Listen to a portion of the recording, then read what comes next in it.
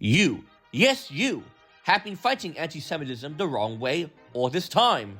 Back during the 2026 Super Bowl, billionaire Robert Kraft funded an ad to combat anti-Semitism via the Blue Square Alliance. While the ad is emotional and all, there's one big mistake campaigners against anti-Semitism often make, which is assume the helplessness of Jews. It's not only because Jews do outperform their peer groups in wealth, influence, innovation, political power, and whatnot, despite being only 0.2% of the total world population, and numbering at only 15.2 million people. It's also because, ironically, those who are helpless, or at least mentally helpless, are the anti-Semites. And listen, I'm not a flat earther. I'm not a round earther. Actually, what I am is I am somebody who has left the cult of science. First of all, look at the Middle East. The more anti-Semitic the entity or country, the more it's doing poorly on the regional and world stage. And one of them is facing Trump's wrath right now via military strikes.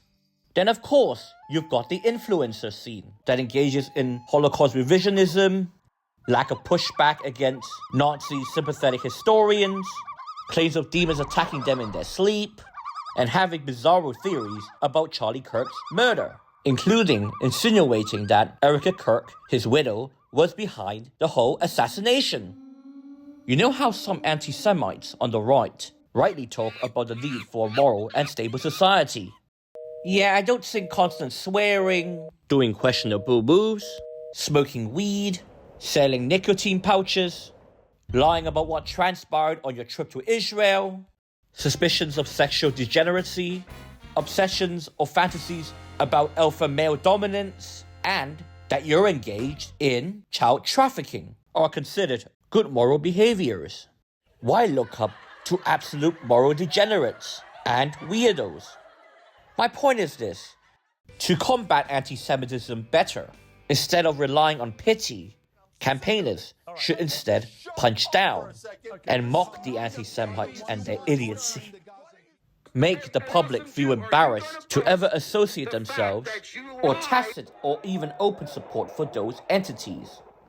I think people like Milk Bar TV has done a great job in using my type of strategy, and his tactics will be far, far more effective than anything Robert Kraft, his Blue Square Alliance, and a lot of typical campaigners against anti-Semitism has ever done regarding this matter.